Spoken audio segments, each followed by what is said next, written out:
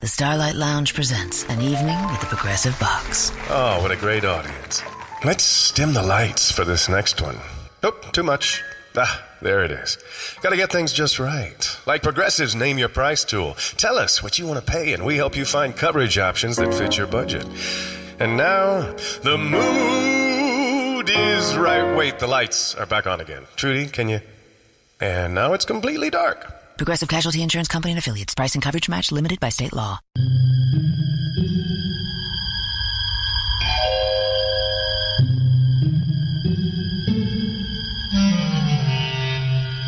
Archangels, ghosts, and Bigfoot. Oh my. It's just another night for Supernatural Girls. Real stories, real answers to life's biggest supernatural mysteries. And now for another exciting interview with paranormal experts from this world and others. Here's your host, paranormal researcher Patricia Baker, on the one, the only Supernatural Girls.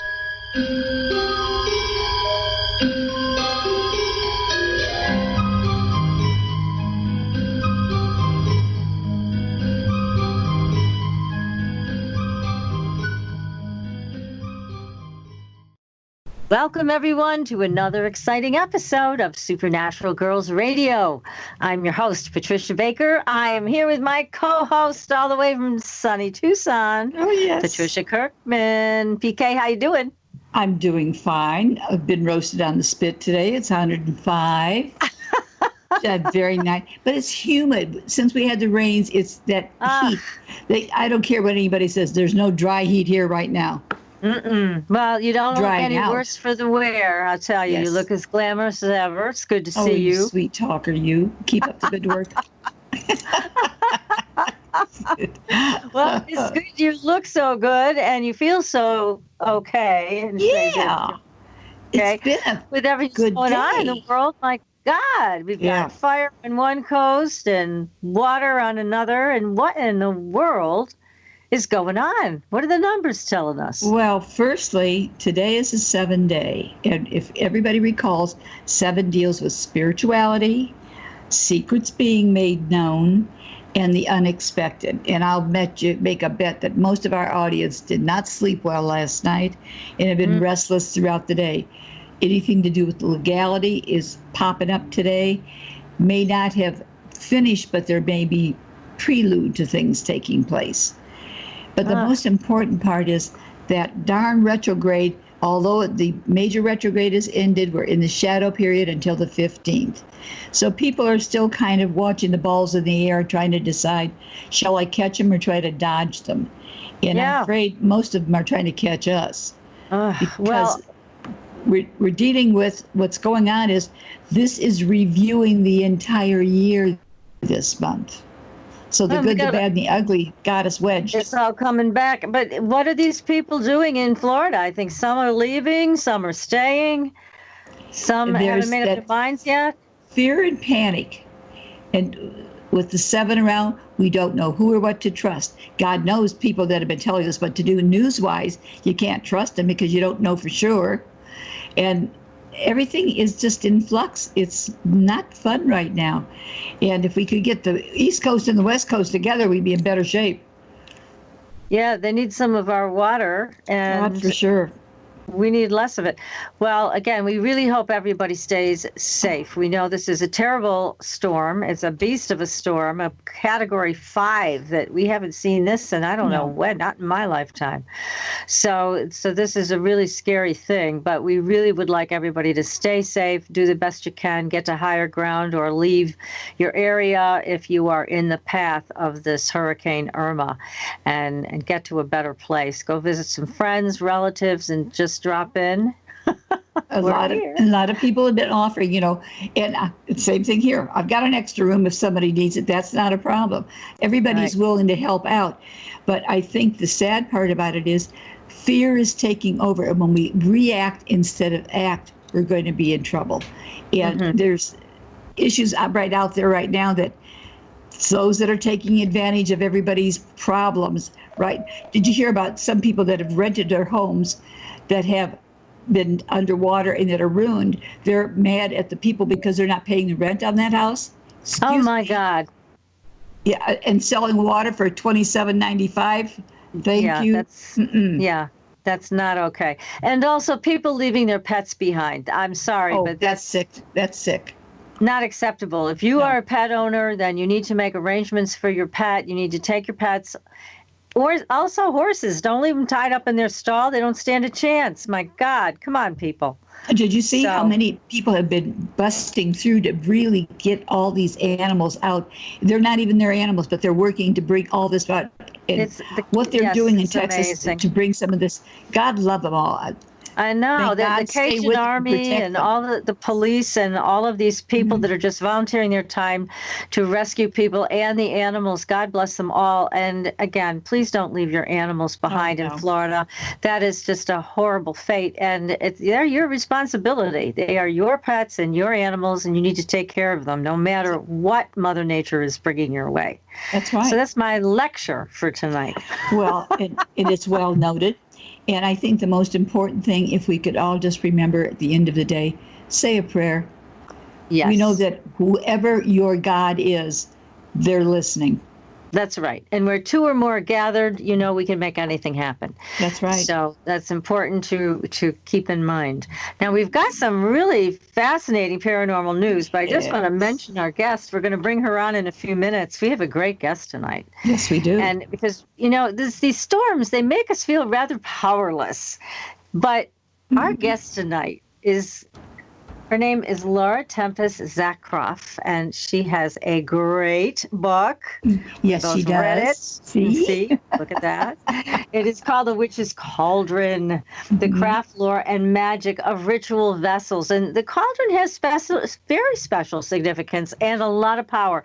We're going to find out about this, because in this time when we tend to feel powerless with everything going crazy around us, it's nice to know that we can have a ritual vessel like this, and we can use it to focus our attention, our intent, our power, and bring good things into manifestation. Right. So our guest tonight is going to inform all of us on the history of this, on how this came to be, and how to use this in our own homes today.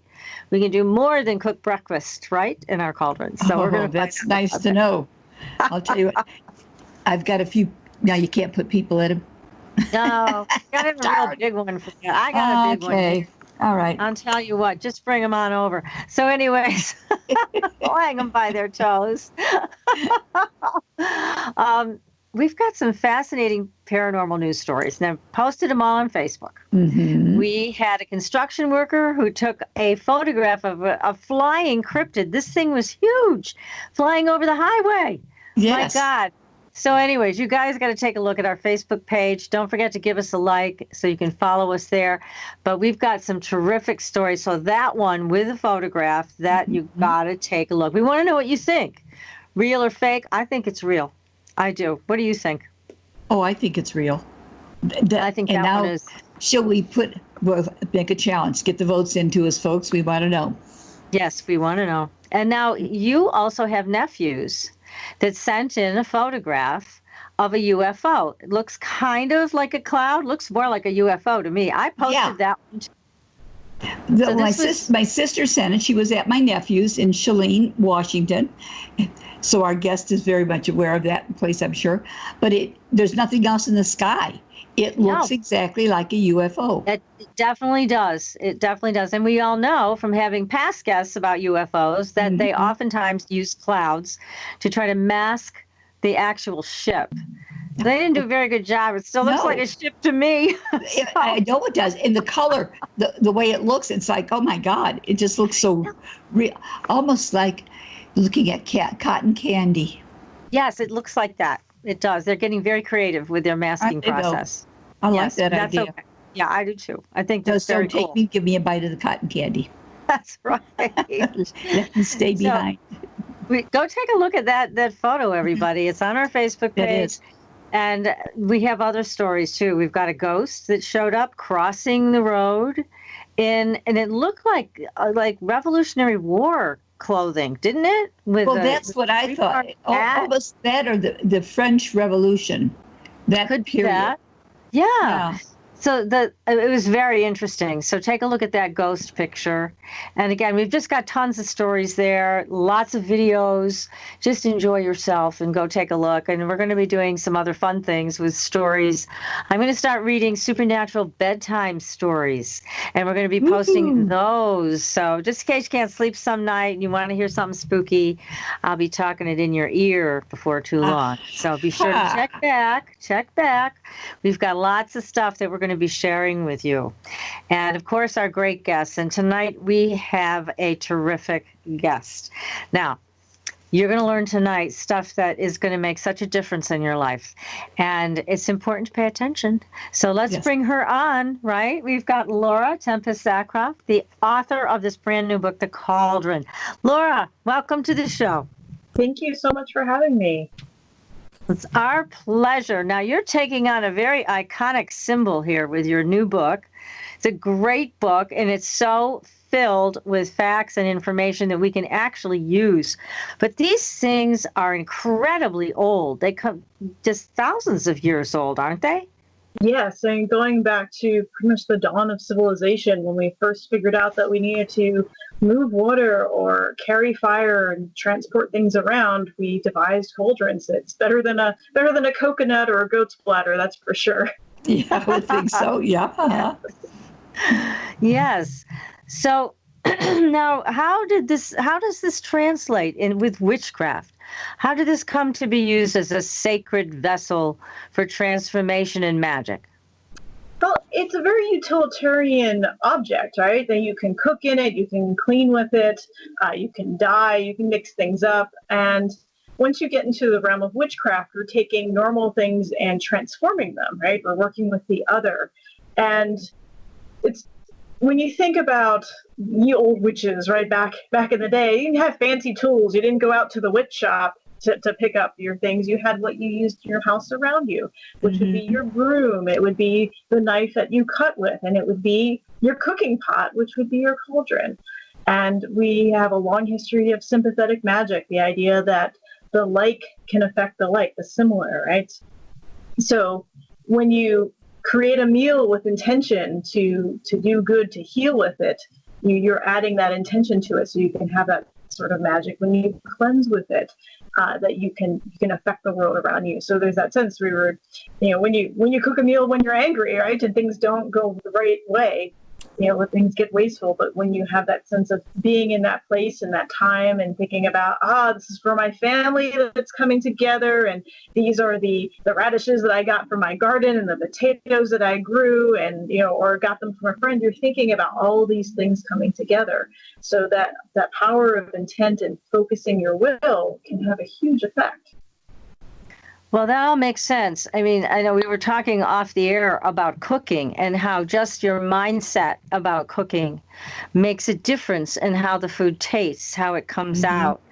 I know, PK, you were sharing your story about liver and onions and how you look so forward to eating your liver and onions and they tasted so good. And it's just having that love, for something that you're doing with your cauldron, whether it's cooking for yourself or your family, or again, creating a ritual around it. But I honestly cannot think of a more powerful tool than the cauldron.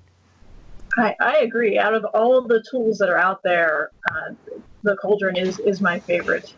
So I'm so honored to be able to write a book on this, because it's a thing that is in every part of our lives. When you think about it, people are like, I don't have a cauldron. Well, do you have a pasta pot? Do you have a coffee pot at home, a tea kettle? Do you have a bathtub? Do you have a washing machine? All of these things have evolved from the cauldron.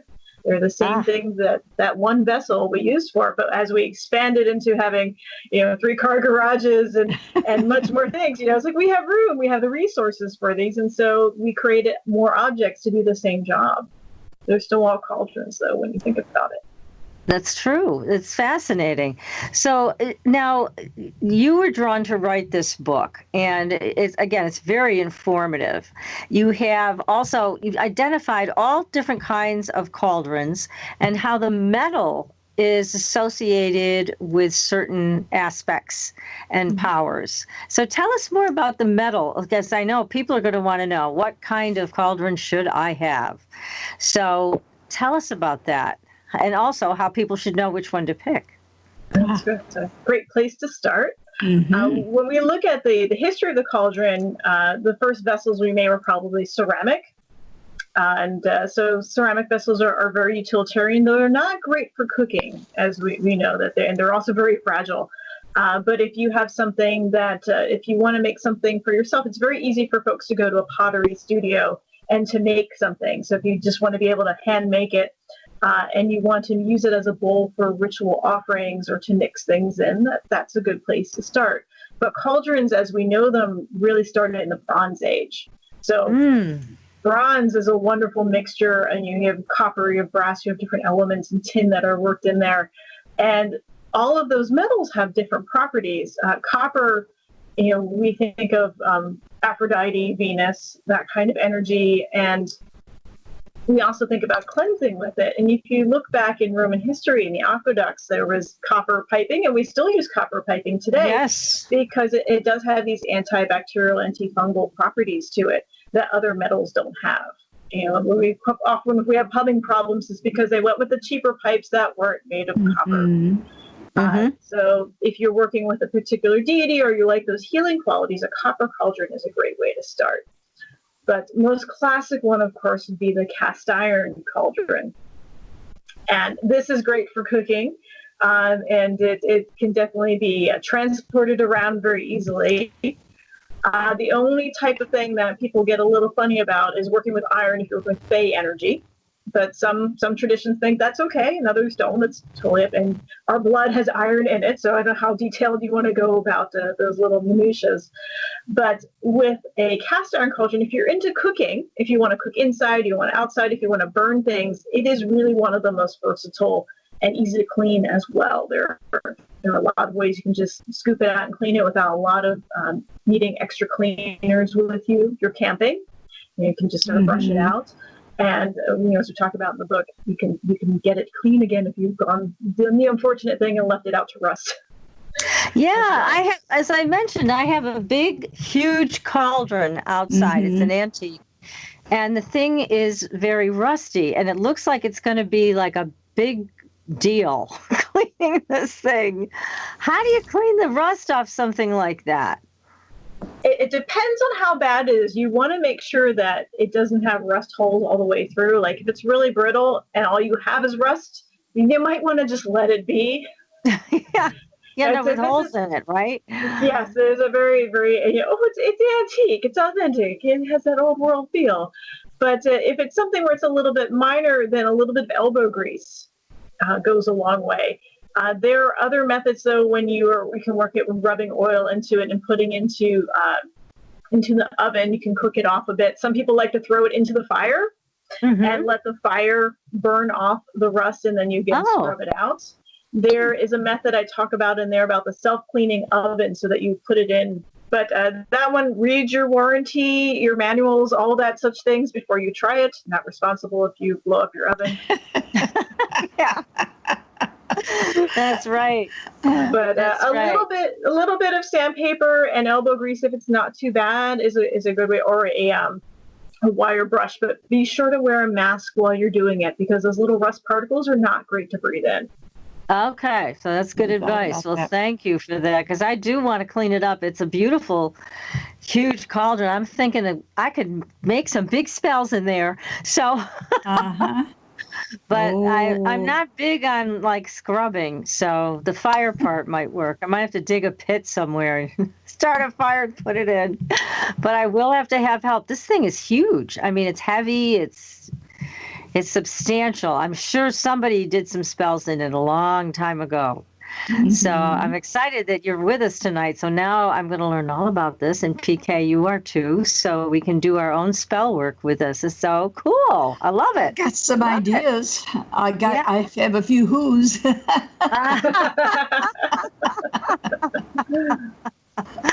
Yes, I'm sure you do. Yes. That's right. But we only wish for good. Of course. That still is done really good. Yes. Balance is a good way. I like to look at let's look for balance. Yes, look for balance. Good thought. Now, with a cauldron, so you can choose your metal, and you can, like you said, if you have a deity that you associate with your magic work, then you might want to find some metal that is appropriate. Can you give us an example of that? As I mentioned, Aphrodite is known for working with copper. Though Medea, Hecate, a few of those mythic deities and the more dark goddess aspects, iron tends to be one that most people associate with them. There are some where you have silver, though the thing is that silver cauldrons, they're a beautiful idea, but you don't want to use it for anything where you're actually applying temperature to it, right? Because it has a low melting point. The same thing with gold as well. Like the Gundasurup cauldron, which is a beautiful work of art. That's mainly silver. It was more for decorative purposes. They weren't cooking in that beautiful, carefully etched and jeweled cauldron. So the most important thing is what is it that you want to do with your cauldron? Are you cooking? Are you setting fires in it? And then figure out your associations. I have very much a practical approach first. If you have the vessel in front of you, it's going to work. If it's just a stainless steel pasta pot is all you have, your deities will be fine with that. Yeah, so you can make that work too. So you don't even have to go out and buy something special if you don't want to. You can use a pot at home. It's the intent, right? Exactly. Yes. And you also want to be careful, though. There are some cauldrons that are sold out there that are supposed to look like cast iron, but they're not. So if they say they're for decorative purposes only, believe it. Especially when they're coming from China and from India. A lot of those things have pot metal or they're painted black instead of being actual iron. So you don't want to be cooking in something that if it says for decorative purposes, believe it. Make it for decorative. Be very careful of that. Yes, good point. Good point. So what kind of instruction can you give us as we choose to use our cauldrons for spell work and magic and intending something to come to fruition? So whether it be transformation of ourselves or transformation of the world around us, what do we do? How do we use the cauldron? I think the first place to start is think about size. People are worrying, like, if I have a big project, does that mean the big cauldron that you have out there that you can fit a small child in versus the ones, not that I've tried. Okay. But the little miniature cauldrons, you go to most little occult metaphysical shops, you'll find those little cauldrons. People are like, oh, I have a really big spell. Is this going to work? Well, what is it that you want to do with it? If you're just lighting a candle inside of it, you don't need something that you can fit, a goat inside of, the goat, leave the goat alone, right? Go do its thing. So that small vessel. So thinking about all the different things, any kind of spell work you can do with a cauldron. So if you're doing a healing spell, you can be gathering together herbs that are your healing herbs. Say if it's for, let's say, emotional healing, like lavender. Lavender is a good one for calming effects. And you can mix together some of your favorite herbs and put them together into a little pouch. And so that you can grind them in the cauldron. You can make a tincture out of them and then take a bath with it.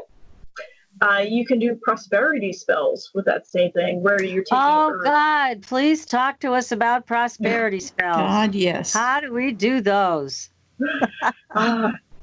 It's easy. Just light a candle. All the audience is on the edge of their chair right now hearing about this one. We all want to know this one. Okay. I believe in the book I have a wonderful one with putting silver coins in there and focusing and blessing the coins under a full moon. And so that they could just be quarters, right? You don't need to take anything fancy, or maybe one of those gold $1 coins they have that are circulating again in the U.S. And you say you want to do under full moon and focus on what is it that you want to be prosperous. Magic follows the path of least resistance. So when people say, oh, I want to be prosperous, well, how do you want to be prosperous? Do you want your job situation together? Do you want to make how much more money? Are you looking to have a child? Do you want to get a house? You don't want to be like, oh, general, because then they'll be like, well, you can be prosperous and having all this poison ivy grow in your front lawn. Right. Not good. Not good at all. Be specific. And so let's say that you want it for a job. So if you infuse, you take some of those herbs and the gold coin and focus on it during a full moon. And then when you go to your job interview, you have that in your pocket. you can remind yourself that I have my prosperity with me. I'm going to secure this job or the best job that I can with it. And that's a great way to focus it in. You could do the same thing, though, with a bathtub where you take that bath with those herbs and that coin, and you think about preparing your body and your mind and your spirit for that as well. I like the full immersion. That's probably my favorite kind of cauldron, is a bathtub. Ah. I love taking baths, and I feel like the bathroom can be a very magical place, especially when you take the time to make sure that your bath is clean.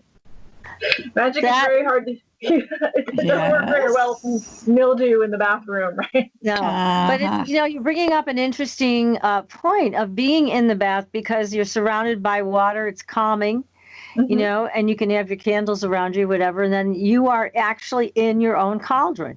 Yes. Very cool. That very is so cool indeed. Magic immersion. What about this? Yeah. Laura, what about people who maybe they don't want a better job? Maybe they just want to attract money. So they can take the same idea that you just gave us, with the silver coins or the gold coin, and they can focus on it and then burn some type of herb. And now, what herb would you burn for that? Did we lose Laura? Yeah, I think we did, honey. Oh, I think darn we did. it. Just when we're talking about the I know it. I want to get the good stuff, and she's telling us how to find it and what to do. Well, we're going to get her. There's that darn retrograde working on us, that shadow period. Oh, see, well, but this is so fascinating. Close this down. Then tonight's a full moon, isn't it? I think it is. I do believe it is. So we can all get our pots out and begin the ceremony tonight, right after the show. We can all put our silver coins or gold coins, if we're lucky enough to have any. Those in there. You don't even have silver coins anymore. I mean, usually they're like silver coated. It used to be. The dimes were silver, etc. Yeah, but still, like she said, you don't have to be fancy about it. You can just take quarters and use quarters if we have to, right? Well, quarters, aren't they copper? Maybe something like that. Yeah, there's copper in the middle, I think, now. But what we can do is we can start the ceremony tonight, but I want to find out, here's my questions, okay, once Laura comes back. There she is. She's back. I'm back. Inquiry minds want to know. So here's our questions that we want to do a prosperity thing for all our people tonight. Tonight's a full moon, isn't it? Technically, I believe last night was. Was it last night? I tend to go by the idea that the full moon is visible for 3 full nights to the naked eye. Okay. And so in our tradition, we look at 3 nights too. Then. Oh well, okay, good. So we still got. We haven't missed our chance. We haven't missed it. So for everybody in the audience, what we can do is we can take our coins, right? We can put them in the vessel, and it can be anything. It can be any cauldron. It can be any, if you have a special one, or you can make a special one out of a pot that you use in your kitchen. And then you can put your coins in there, any coins. And now what herb would you use with this prosperity magic? I like basil or basil. Depending on where. Basil? Yes. Yeah, okay. Well, I got lots of basil. I love the smell of it. Yeah, it's a wonderfully aromatic spell. The smell of the spell. Smell. Oh my gosh, and it's often it's easy. Like you often might have it already growing in your garden, or you have it in your herb cabinets, right? Your spices in there. Now, does it have to be dried, or can you just have fresh basil and you add that into the cauldron? Fresh is best because you really get that smell from it. You can crush it up and really connect with the spirit of the plant as you're doing it. But if you don't have that, again, sympathetic magic is more about the like affects the like. So you can still, hopefully your spice rack is fairly recent. Hasn't been sitting there for 10 years. You will still get that aroma. You could also use allspice or cinnamon. Again, these are both very aromatic herbs. Cinnamon. Now, cinnamon. I've heard a lot about that for prosperity. Well, listen, everybody, we have to just take a very short break in a minute. Mm-hmm. We're going to come back and we're going to go through the rest of what we need to do for our prosperity spell tonight. After the show, we're all going to be doing this. It's going to be great. So, in the meantime, you can go visit our Facebook page, like us, follow us, sign up for the Fringe Files, our newsletter, and follow us on Twitter. Don't forget to do that too, so that you can keep up with all the crazy stuff we're doing and sending your way. So stay tuned, everybody. You are listening to Supernatural Girls Radio. We'll be right back. Welcome back, everyone, to Supernatural Girls Radio. I'm your host, Patricia Baker. I am here with my co-host, PK, and our guest, Laura, who is talking us through a prosperity spell with a cauldron. And this is what we're learning how to do tonight. So we've got a few steps under control so far tonight. Mm-hmm. It's kind of the full moon. We can still use the energy of this in the sky to manifest. We've got coins in the cauldron. We've got basil, cinnamon, allspice, and what other magical ingredients do we need? Well, if you like the dry method, you can just mix those things in there together and stir them with your hand clockwise in the cauldron. Clockwise is the direction of increasing. And that way you'd also getting the herbs on your hands and rubbing it through. And you can put them all into a little pouch after that, just focusing on what you want to do. Some people like a little bit more. They like to let something on fire and like the idea of brewing things in there. So you could also, in addition to putting the coins down and putting the herbs in, is put some water into the cauldron. You can think, okay, this is the water that's going to add, rehydrate my life and add new prosperity. And so you can add that in and then stir the water with the herbs and the coins. And then lastly, a tea light. You can put a tea light. Oh. This is for the pyromaniacs out there who also like to add a little bit of fire, because a tea light or one of those little floating ones. Me. Yeah, I like things on fire. I told you were a hot chick. Yeah, I like the fire. Yeah, but that's a nice way to combine the water and the fire. You can put the tea light right in the water and set that on fire. Right. So that you have the earth aspects of the herbs. You have the metal of both the cauldron and the coins that you're working with, the water in there, and then you have the fire. And then the air is all around you, because the fire cannot work without the presence of air, of course. And so you can light that and focus on your intention. And so that would be, how do you want to be prosperous? Hi, it's Jamie, Progressive's Employee of the Month, 2 months in a row. Leave a message at the... Hi, Jamie. It's me, Jamie. I just had a new idea for our song about the Name Your Price tool. So when it's like, tell us what you want to pay, hey, hey, hey, and the trombone goes, blah, blah, blah, and you say, we'll help you find coverage options to fit your budget. Then we just all do finger snaps while a choir goes, savings coming at ya, savings coming at ya. Yes? No? Maybe? Anyway, see your practice tonight. I got new lyrics for the rap break. Progressive Casualty Insurance Company and Affiliates. Price and coverage match limited by state law. What do you want to draw to you? And light that. And in the book, I give you a little chant. Some people love chants. You can just say to yourself, I want this new job. I want to make, $50,000 a year. I want to have healthcare benefits, and you can do that. But some people love the rhyme, and so I also have a little rhyme for you if you're into rhyming. And that would be, yay! Silver, spice, basil, and light. Bring money now into my sight. Oh, I love it. Say it again. Say it again. Okay, hands out. Dramatic. Silver, spice, basil, and light. Bring money now into my sight. And so you can repeat that. I like that. For every, let's say you put a couple, 5 quarters in there, then you can repeat it 5 times so that you feel like you've covered them completely. And then I would let the candle burn down, safely. Make sure you keep an eye on it. And then once you're done, you can also sprinkle that water with the herbs by your front door, your back door, by your car, to also bring that prosperity to your house or your home. And then you carry those quarters or the dollar, coin, or pennies with you, wherever you're going. Or you can place them on an altar if you have an altar that you can look at every day. Or sleep on them if you really want to. So there's all different kinds of ways to just integrate this energy into your life. So you're reminded of your intent. You're reminded that you're co-creating with the universe. This is what you want. I love this. And it's all with good scent. I mean, like you said, PK, you love the smell of basil. Oh, God, yes. Cinnamon and allspice. Oh, my God, yeah.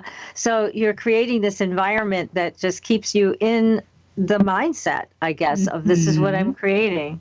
Exactly. That's and it wonderful. seems simple, but a lot of people, you think about it, often have a negative mindset instead. They're always talking about what they don't have and how things are not working for them. And it's a bit of that poverty complex, right? That mindset. If you're always looking at what you don't have, it's very hard to bring in what you do want or do need into your life. And so taking that time to smell those herbs and think about that and really vision about what you want into your life, it's such a good use of your energy instead of complaining and whining or just being, getting depressed about what you don't have, which might even be something you don't even need. So this little switch, it's simple, but it is a lot of work for people who have a very negative outlook on things. But I would think, though, Laura, that for a lot of people who do want something better for themselves, that the cauldron can become that vessel of transformation easily, right? Because it helps to focus. I mean, you put your mind in a different space when you have that cauldron there with you, right? Yeah, we have this, centuries of thinking about, sitting down in front of the cauldron and putting elements into it, whether you are practicing witch or you've just seen, Macbeth or any Disney movie with a witch, right? We have this cultural connection to the cauldron that something special is going to happen once I put these things into that. And that's part of the thing, is to excite and fascinate the mind so that it is inspired to help you do the things you want to do. Exactly. So there's so much that can be done when you have a focus like that. Go ahead, PK. Do you find that by utilizing these, that it has enhanced what you do and how you do it? The more you do, the more you want to do? Yes, and it's practice, right? Anything you want to do and excel at, you have to do it regularly. And for the first time someone's doing a spell, you might feel a little silly. But think of all the things we did make believe as a child. Oh, gosh, right? yes. That was so easy. We have lost so much. There's something that happens after, 7, 8, or 9. We become teenagers, and all of a sudden the world, we lose our magic. We lose that ability to think about possibilities, or some of us do. As an artist, I've always had art training, and so that's always been my, imagination has been very active, and to see something and manifest it from a pencil and some paint, right, to make something happen. And witchcraft is not that different, right? You're still working with those same things of taking nothing and making it into something bigger, or just taking a few raw elements and making it into your finished stew or your spell, whatever you're creating. Mm-hmm. Wonderful. Fabulous. Now, we do have a question for you from the chat room from Christy. Christy's asking, where would you purchase or how can you create Vesta powder, whatever that is? So Vesta powder is a brand that you'll find in many different, either hoodoo and different kind of witch shops will sell it.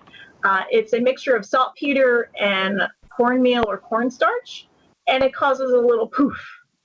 Right. So if you actually just look up Vesta powder, you'll find links on Amazon and Azure Green and various things. But there's also a lot of links to show you how to do it. You do want to be careful, though, because handling saltpeter, which is flammable, it's not very good to have in contact with your skin. So be smart. Don't handle things that are dangerous. Use gloves. Use safe environments. But it's mainly a nice effect. It's called Vesta powder because it's working with Vesta or Hestia, if you want to go a little bit more onto the Greek side of working with the hearth goddess. But hearth deities, you can work with them in any kind of element. They love food. They love fire. I mean, that's their jam as deities. So you don't need to have a big poof to make it work. But right. That's more of your magician showmanship, right? We love that kind of fantasia. Poof! I set the thing on fire. And I talk in the book. There's actually Reverend Philip Kessler has a little recipe contributed to the book about using alcohol and salt to get that burning cauldron effect. I don't like to burn too many things in my cauldron. I actually don't. I love lighting candles and doing small fires, but I don't often just set things on fire. I have cats. I have a lot of flammable things, and so I will rather go for the intent versus just setting things on fire. I'm already there. I don't need to set it on fire. Yeah, right. Exactly. Makes Now, you sense. mentioned a couple places where you could buy these types of things. So I always recommend wherever you look on Witchbox. That's witchbox.com. And that is a website that has resources for pagans, for witches, Wiccans, etc., all over the world. And people have listed by groups, but they also have listings for shops. So I always recommend, if you would be surprised. I have been all over the country this year, and in some of the strangest little spots you wouldn't expect, there are places where you can get supplies for witchcraft. So check out and see if there's something close to you. Otherwise, you can go online. Azure Green has been around forever. They used to have a wonderful catalog. I don't know if they still have a physical catalog because we're in the digital age, but they carry a whole variety of things. But They're right here in this town. Yeah, that's right. They're in Massachusetts. Oh, that's right, down the road from you. They're right up the road. Yeah. All of a sudden, I kept thinking the name sounded familiar. Now I know why. You know why. And they don't have a printed catalog anymore, but you're right. They do have everything online. So people can go and purchase directly. And they also supply a lot of the stores in the world that are selling New Age and Wicca supplies. So it is a good, reliable place to go also for those types of things. I know I've seen their cauldrons also. I've seen some advertised. They have cauldrons. There's also the Mystic Dream in the Bay Area. I believe you had maybe Storm Fairy Wolf and Devin Hunter and Chaz. They have a wonderful line of things. And if you're not in the Bay Area, you can get online. So many little shops, of course, places in Salem like Enchanted. Everybody tends to have their own mix of little herb packets or blendings of incense that you can use. So I like to make my own, but if you don't have the time, there's nothing wrong with supporting somebody who makes it. I think that's actually a great way of doing it. Leave it to the experts if you don't want to work with, if you don't want to have a huge store of oils or herbs or very dangerous chemicals. Right, chemistry. Exactly. Yeah. Do you work well we've with been essential oils? Go ahead. I'm sorry, Patricia. Go ahead. No, that's okay. I was just saying, we've just talked about a prosperity spell. So that's about manifesting something, which PK and I are going to do this spell tonight, and we're going to have fun with it. But what about if you want to get rid of something? Can you use the cauldron to get rid of something? Yes. That would be, when I like to set things on fire, that would be the time to set something on fire. So when we call a banishing spell, let's say, what do we want to get rid of, hypothetically? Okay, let's say you've got somebody who's bothering you, harassing you, or trying to do something they shouldn't be doing to you. What do you do about that? All right, I'm gonna give you two because I feel like people today could use both of these variations. Okay, great. So let's say you have somebody who you still need them in your life, but you just want them to leave you alone for a bit. Okay. And so for that, I would either take a photo of them. You can print out a photo, or you can write their name on a piece of paper. Just scrap paper, doesn't really matter too much. And if you want to, get into your cauldron, you can put some water in there. You can put some salt and your favorite banishing herb, which I might use a little bit of rue or vervain to kind of calm things down a bit in there and to protect. Mix them up. Put that little mixture so you make sure your bag is nice and wet. And then fold up that piece of paper into a little Ziploc bag and then put it in the freezer. Okay. This is it. They're putting them on ice. Right. And so that's the thing, right? You're actually putting them on ice. You're keeping them out of your life, hopefully. And then, just as long as somebody doesn't take it out and defrost it and then you're like, why are they back in my life again? That was meant to stay in the freezer. Okay. So do you need a cauldron for that or not? Or your freezer becomes your cauldron? Your freezer does become your cauldron, but you can do the initial mixing of the water, the salt, doing a little bit of herbs or essential oils as well if you don't have the herbs. giving that aromatic smell to it. Dip it all in there, stir it up. And actually what I would do if I'm going to work in the cauldron, I would also stir it counterclockwise. Okay, so counterclockwise. Counterclockwise. You want it to be banished. You want it to go away. So so you go this way. Soak that paper in there, get it all good, put it in the bag, fold it up, go. There you go. Now, if let's say you have somebody you really do want to get rid of out of your life, so maybe it's an ex that you don't need in your life, or somebody who's just been bothering you that you're not related to them, you don't need them to hang around. So for that, you can take, again, a piece of paper with their photo on it, or you can take a piece of paper and write their name on it. And then I would gather up some string, right? I'd fold that piece of paper up, roll it up, tie string around it. And it can be just regular string. If you like red, you can also use red or black. Some people really like those colors as well. And think about tying that up. This is where the binding aspect comes in, that you're, keeping them contained into their space as you wrap it up. And then what you can do is put it into your cauldron and set it on fire. And then once it has fully burned, you're going to take those ashes and you're going to spread them outside, away from your place, which would be hopefully nowhere close by. You can take them to the river. So not on your own property, somewhere else. Yeah, you want to take it away. And what you're doing in that combination, if you add that, focusing them onto that piece of paper, you then are tying them up so that you're removing that influence. When somebody is restrained, right? Restraining them. This is your restraining order, because it's very hard to get restraining orders, as most women know nowadays. That's right.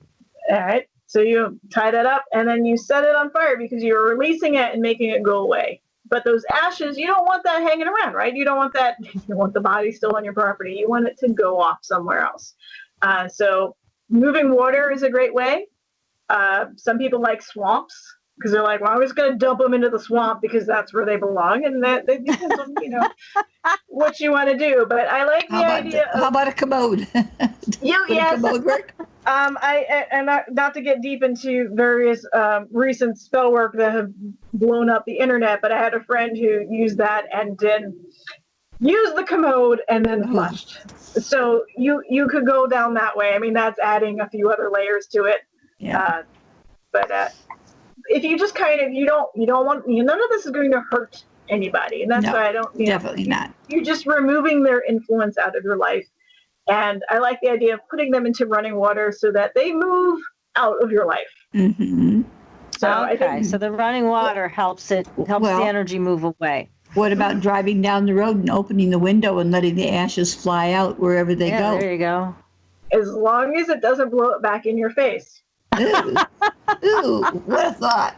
That solved that one, didn't it? I have heard too many stories of people, especially when they have loved ones, and they're like, oh, I went on a cliff to dump out, my mother's ashes, and then she blew back in my face. I mean, if you carefully dump it out somewhere else where it's not going to blow back at you, that's generally good. So again, water tends to help because it sucks it away. So, now tell us again, Laura, what herb would you use when you're banishing somebody, when you don't want them in your energy anymore or in your life anymore? What's the herb that would go with that? I like rue. Rue is one of my... So rue again. Okay. Rue, all right. Or vervain. Some people like patchouli because it's also a cleansing herb, so they think of that sense of it smells good. You get that aspect in there, and then you're cleansing with it. So you can use a few different ones. So, yeah, that's the way I go. The other thing you do want to be careful of is you don't want to be sticking your face on top of these things while you're burning them as well. And do use a ventilated area when you're burning any kind of herb. Rue can be a little dangerous to handle, especially fresh rue. So, because it can cause reactions in your skin. So, very careful. Don't, be like, I'm just going to put my face over this as I set it on fire. And you won't only just lose your eyebrows, you will also do some damage. So, magic can be dangerous, but not for the reasons people think. Right. So be careful with some of these things, some of these flammable things. But that's really, I think it's a nice way to say no to somebody's energy where you're feeling bothered by them for whatever reason. And like you said, without harming them, without wishing them ill will, but just it's an interesting, energetic way to create a very good, strong, magical boundary that's going to transcend time and space so that you're not bothered anymore. Exactly. I think it's a wonderful tool for women to have, like you mentioned, in this day and age. Restraining orders, only reasonable people pay attention to those, and clearly there are a lot of unreasonable people out there. Very true. If you can effect a positive change with a ritual like this, then it makes sense to do that. It's to your advantage, especially as a woman. It's to your advantage, I think, to do something like that and use this age-old symbol, the cauldron, to help create your spell. I think it's wonderful, just wonderful. There's so many ways to use the cauldron. We got to get to these. PK, where are you? I can't see you anymore. I'm right here. Where are you? I'm here. There you go. Okay, I see you, but now I can't see Laura. What's going on with the internet? Too much brew and too much verbain. I'm not trying to send you away, I swear. Gosh. So now there's so many more things we can do with the cauldron. What about ancestor magic? Because I know that's a big one. And here's the cauldron, which is a symbol of such an old tradition. What about calling on your ancestors when you're doing magic with the cauldron? There are so many different ways. In my own family, I think my grandmother has passed, and I can think of we come from a formidable line of little Italian and Sicilian women on my mother's side, and all I can think of is them in the kitchen, right? That's the classic Italian. That's right.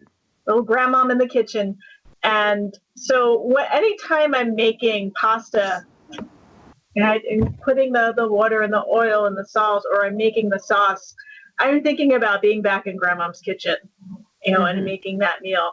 And so that making the meal, not only am I nourishing myself or my family or friends, I'm calling upon that spirit of my grandparents to be there with me.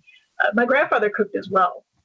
So I think actually with coffee, he had a way of percolating coffee that I drank coffee when I was little, but you think about that. So that's a very active, doesn't seem very magical, but it is, because you're remembering. And that's, what was it? What was remembered lives. That's there we go. Yes. What is when you're a little girl and you have these very fond memories of your grandparents and the nurturing that they gave you and the wonderful food that they cooked for you. I mean, it is magical.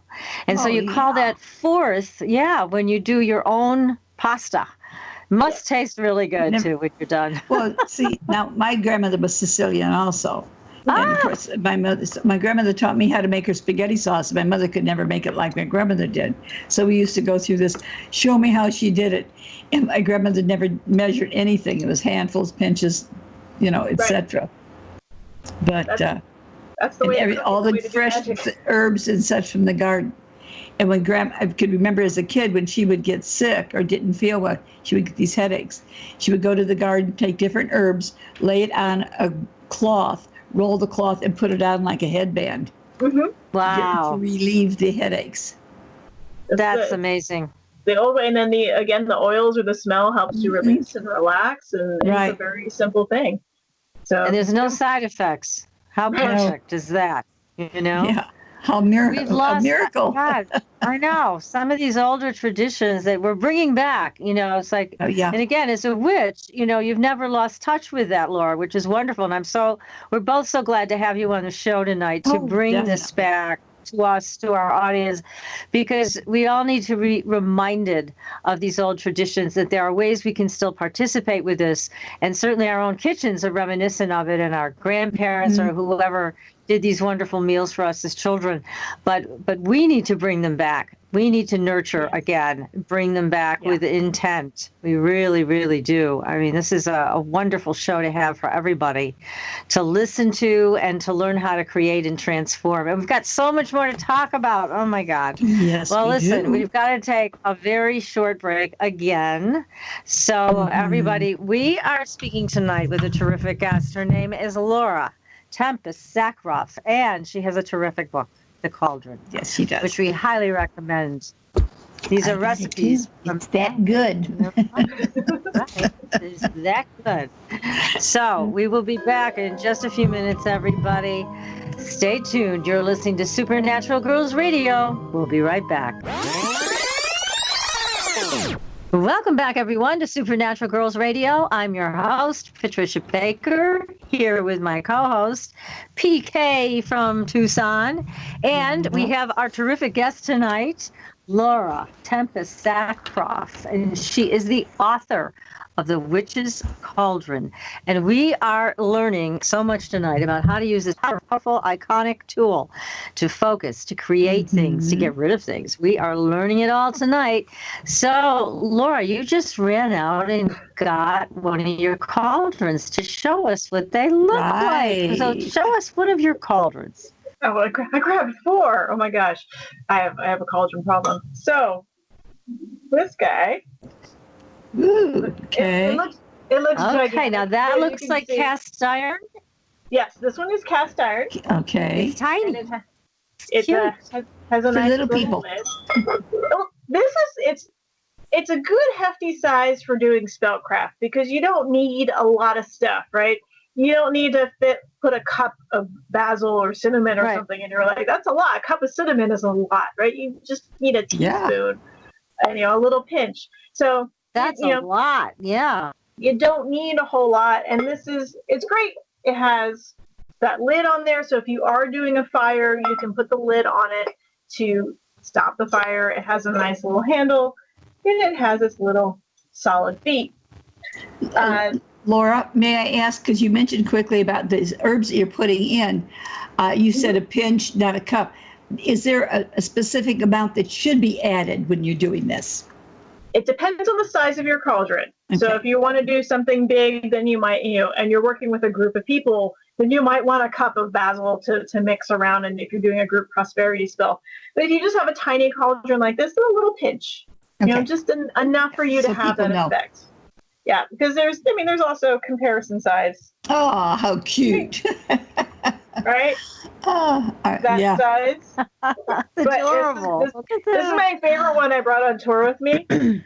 Oh, beautiful. Oh, that's pretty. Uh-huh. It's tiny. Oh, it's like an earring. Okay. Yeah, it's super tiny, but it even has a little bit. Oh, how sweet. This is the hamster-sized cauldron. That is so cute. As I mentioned earlier, copper cauldrons. Oh, beautiful. Yes. Look at that. So this is one that actually my editor, Alicia, gave to me while I was on tour. And it's beautiful. It's got little brass feet and a handle. If I burn something in this, I want to make sure that it doesn't have a lid. So, I'm going to be careful where I put it. But I would most likely use water and herbal things for that one, since it's copper. But these things you can burn incense and heavier things and banishing things. Good. And that is helpful to have a lid so that if things start to get a little out of control, you put that lid on and you're okay. Yeah. So that's an important thing to look for. One other question about covers for cauldrons, because with a lot of magical instruments, they say not to let other people touch them, handle them, or even see them. So does the same hold true for the cauldron? I'm going to say no. I'm very practical with my tools. I feel like they live in my house. I work with them. If somebody comes in and just looks at it, or touches or picks it up, it's not going to change the energy of it because I am the mother energy. I am the messenger. You're the master. Mm-hmm. Yes. Unless it's somebody who just like, you wouldn't want them in your house, then you wouldn't want them touching any of your stuff kind of thing. Right. Then that's kind of the thing. Somebody has a funky energy, you don't want them near you anyway. Right. So I have a very practical approach to it. The only thing I'd say in my tools is my tarot deck is that when I do a reading for somebody, I shuffle for them. It's one of those. So that's as opposed to letting them shuffle. Yes. Yeah. Yeah. Yeah, I do that too. I don't let them touch my cards. Yeah. So okay. Well, that answers that. So now there's just so much more to cover. Again, your book is terrific, and everybody who's interested in learning more about the Cauldron, how to do magic with Cauldron, this is the book to get. It is. So it's excellent, and it's easy to read and understand, and you've got all kinds of tips in there on how to use these things properly, as well as other history. Now, you talked a little bit when we were off the air about ancestor spells and calling upon ancestors. And did you want to go a little further into that with us? So you learn how to do that. One of the projects that I have in the book, there are 2 different kinds of paper mache cauldrons. So let's say you don't have a lot of space, or you want to do something that honors your ancestors.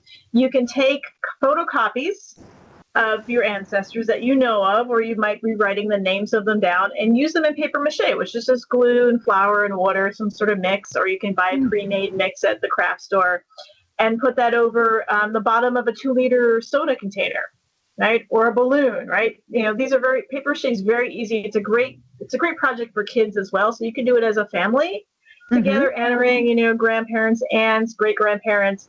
And what I like to do is to do that kind of memory cauldron. So you look at each photo and you put it in there, you let it dry, and then you can set it loose into the world, which is sort of think about, it's going to date me, but the Karate Kid 2, there's a beautiful scene of the Japanese ancestor ceremony where they have the lanterns that go onto the water and they set on fire.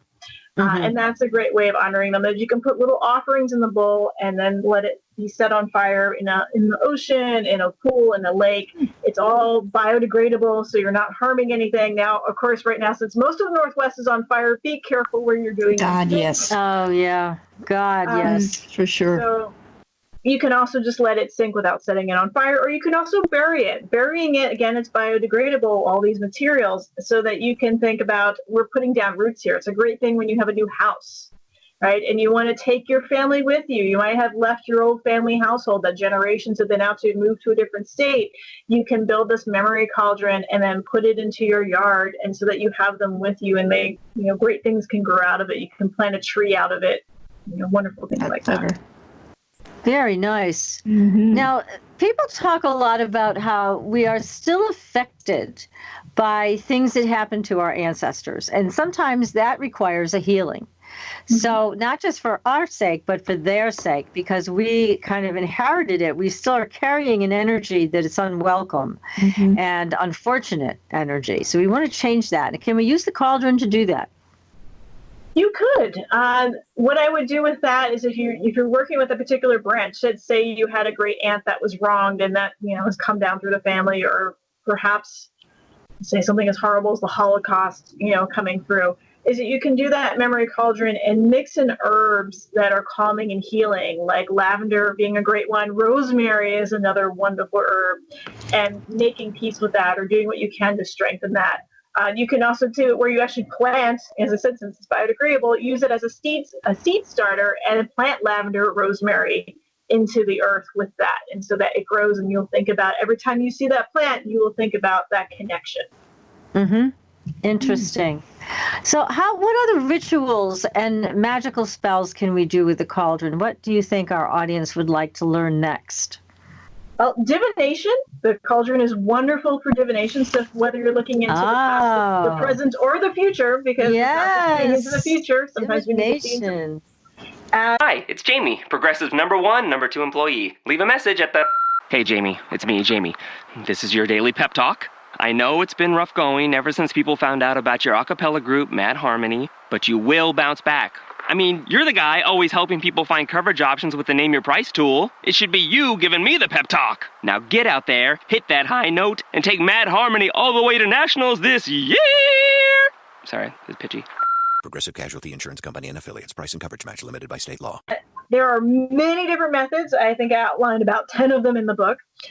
One of the most simplest ones is you can use it as a scrying mirror. So if you have a black cauldron, magic mirror is just a black surface that you stare into. Same with any kind of crystal, right? The idea is that you look at this blank surface and it lets your imagination kick in. So if you just have your little black pot and you put some water in it under the full moon, right? Great time to do that tonight. Focus on what you want to see and just allow your mind to look into that surface and see what comes from it.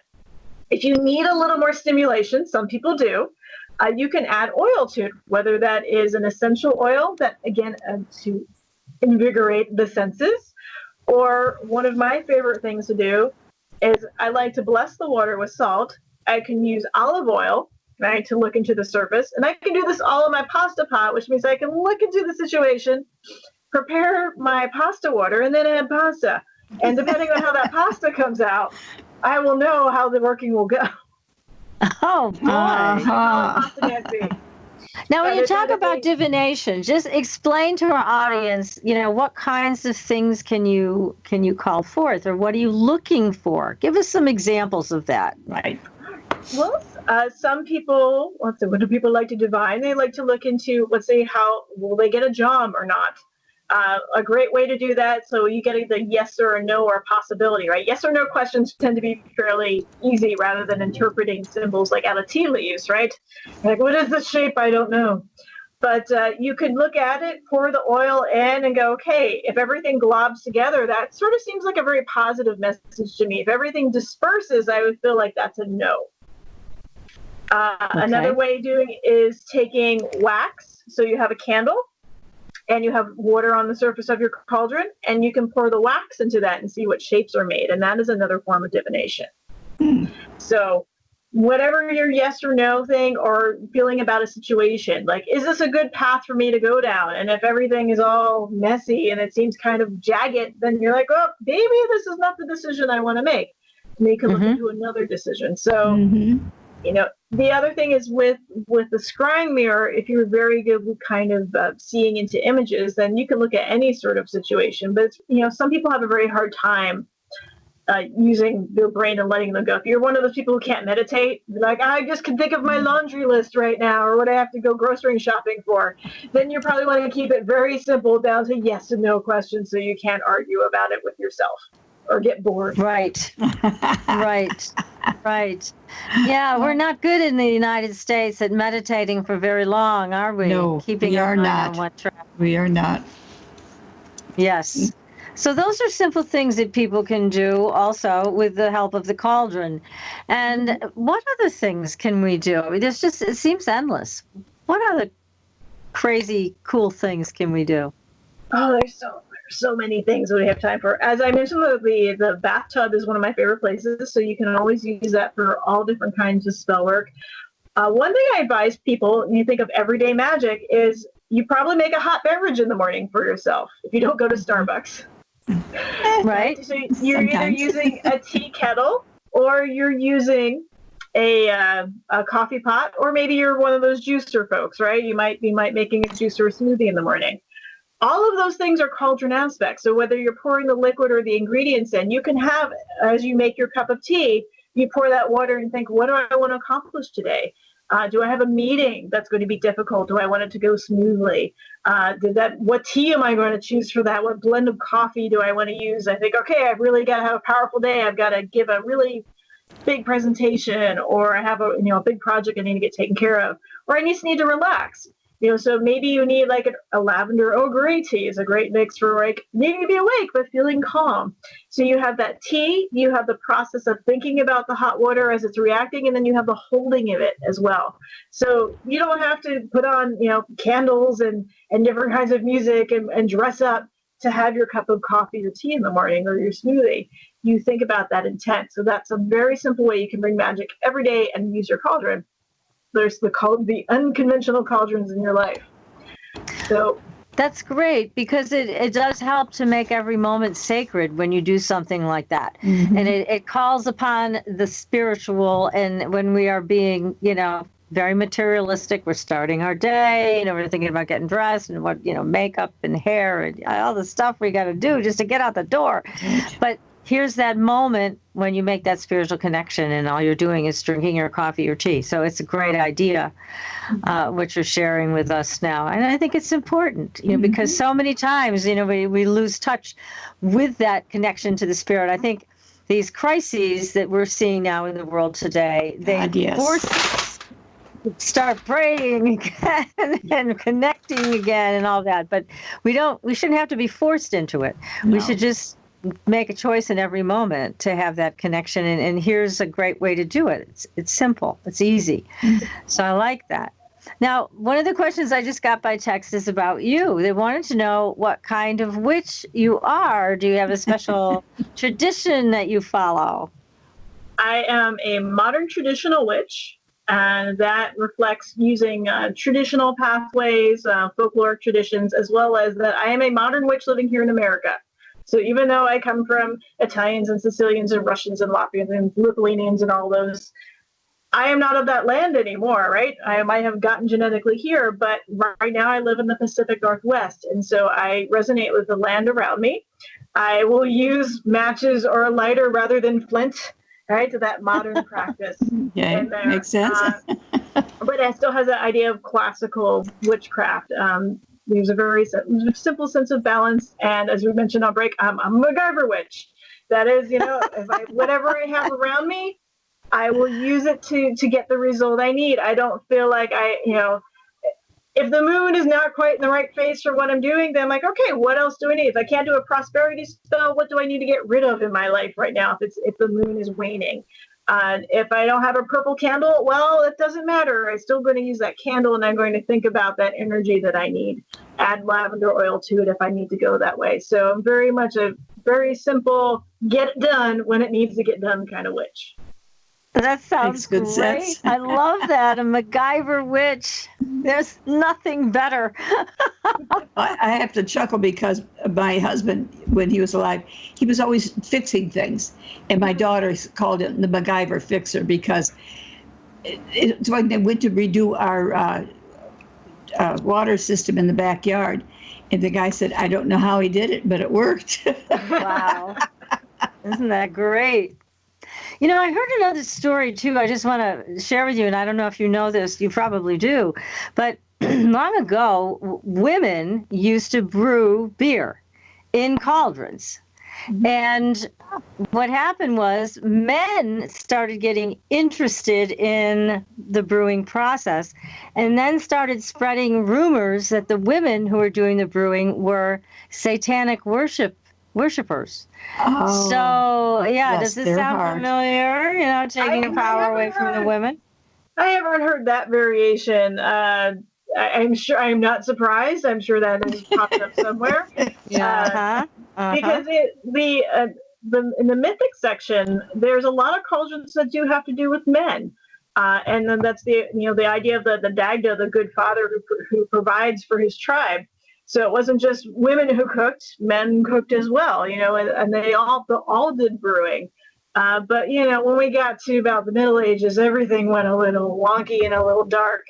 Yes, it did. Mm-hmm.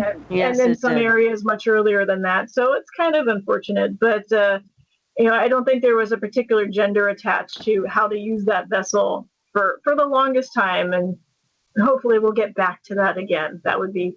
Well, it doesn't matter what equipment you have. You can cook, you can clean, you can do all the things, and you're an awesome person. You can create. You can create women's work whatever. right there. Cook, clean. That's right. Yeah, and create prosperity and love and everything else that you want in your life. So now, in terms of the deities, you talk about Medea, and I found that one very interesting because it is dark and light. Tell us a little bit about Medea. Mm-hmm. All right, so this was in the myth section in the book. It's one of my favorite myths. So Medea supposedly is a descendant or daughter of Hecate and Circe. So all these classic Greek and Thracian witches, women of darkness and magic. And not just sort of tinkering around, like really no potions, no divination, everything that there was to know about the unnatural world, working with spirits. And after she had gone off with Jason and secured the golden fleece, because it was her father who had the golden fleece, they settle down and get married, and Jason's father's not doing so well, and he's like, hey, Medea, can you do anything about my father? His health could be a little bit better. And so she makes like what I call the first herbal shake. Like she creates a herbal juice concoction for him, and like empties out his blood and revitalizes him with this new herbal juice, and he's a youngish man again. He gets another 10, 20 years back on his life. Well, the neighboring king heard about this, and he had pissed off Medea in an earlier story. He sends his daughters, like, go find out whatever she did to fix him. And so they show up, and she knows who they are, and she's like, oh, I'll help you out. This will be great. I'll show you exactly what I did. And so she gets into the cauldron. She's throwing herbs in there, and the room is filling with smoke. And there's this old goat in there, and she cuts the throat of the old goat, and they throws it in. And then suddenly this young goat comes, charging right out of the cauldron. And they're like, oh, we got it. Okay, we know how to do this. We can do this. And so these girls go back to their father and like, this is what we're going to do. And they do it, and they accidentally kill their father. Because it was a whole scam, right? And so it's like, we don't have to. In the modern take, and every the myth I cover in the book, I talk about what does the myth mean, but most importantly, what does it mean to us today? And what they wanted to do was for her to reveal her secrets, yes. So that they could use it. And she's like, no, you're not getting my secrets. We don't have to tell everybody everything if we don't want to. And it's also things. Don't always believe what you see, right? What we said earlier with the, adding smoke and various things, it can be a very awesome appearance, but does it do anything? Well, only you really know if you're doing it. But it's so fascinating, isn't it? And also the king being so arrogant after he pissed her off, whatever he did to her the first time, thinking that she was just going to do something great like this for him. And obviously he had wronged her. So there's a lesson all the way around in that story, isn't there? Fascinating. Yeah. I like Medea. Yes, I do too. For sure. And you mentioned Aphrodite, and there's a number of deities, obviously, that you learn and you embrace as a witch. Any others that you want to share stories about with before we end the show? We're coming to the end, unfortunately. But I'll share with one of my favorite from the other side of my family would be Baba Yaga. Baba Yaga, yes. Yes, she is the classic, old school witch, the crone in the woods, right, is how she's known. And she goes around sometimes in a chicken hut, that moves through the forest. Depends on how many feet. Some people say 1, some people say 4. I like 2. I think it probably walks around 2. But she also travels around either in a mortar and pestle or a cauldron. So she kind of stirs around and with a silver broom and moves around. Nice stuff, huh? Yes, she's very well outfitted. And what I love about her is that she is one of those, in all of her myths, she's either going to be really nice to you for no apparent reason or really horrible to you. And that's because she's the epitome, she's a representation of nature itself. As we're looking at what's happening right now, like the hurricane. Hurricane is not like, I'm going to go wipe out Florida. It's a hurricane. That's what it does. Mm-hmm. It is a simple force of nature. You can go into the woods and you can find berries you can eat and eat mushrooms that are okay for you, or you can eat things that are going to kill you. Right. This is how nature is. Nature has nothing personal against us. And that is the same thing with Baba Yaga. Sometimes you get sunshine and sometimes you get a hurricane. Mm-hmm. And sometimes you get both. And then you get a rainbow. Yeah, that's right. A rainbow. We need a rainbow now. Something special at the end. Yes, absolutely. We do. Well, Laura, you have another book that you're working on now, and that's coming out in January. We're going to for sure have you back to talk about it. But tell us the name of it again. It's the Sigil book, right? It is. It's Sigil Witchery, and it's a witch's guide to crafting magic symbols. And this comes from my approach as an artist and a witch to how to create magical symbols for whatever you need. So different kinds of spellcraft, anything you need, you can draw a sigil for it. And I have a very unique approach that people find very easy to do. So I can't wait for this book to come. I'm so excited. Wait to have you back for that. That's going to be great. Well, for now, everybody, you can get this book that Laura has written. It's a beautiful book, The Cauldron. Make sure you get it. There you go. And you just got some lessons tonight for free.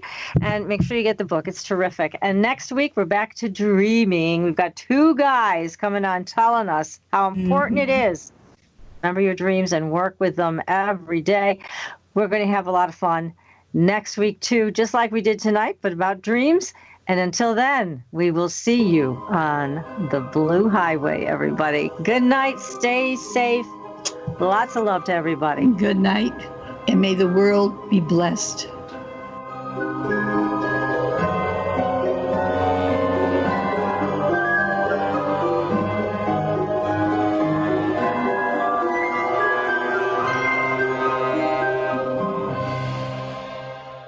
You bring your phone everywhere. Work, school, the movies. Now you can bring it to an Xfinity store for an easy way to switch to Xfinity Mobile, a new kind of network designed to save you money. You can get up to 5 lines of talk and text included with Xfinity Internet at no extra cost, so all you pay for is data. It's never been easier to switch to Xfinity Mobile and keep the phone you love. Click here to see how. Sorry, I gotta take this. Restrictions apply. Limited to select mobile phones. Requires activation of a new line of Xfinity Mobile. Up to 5 devices per account. New Xfinity Internet customers limited to up to 2 lines pending activation of Internet service.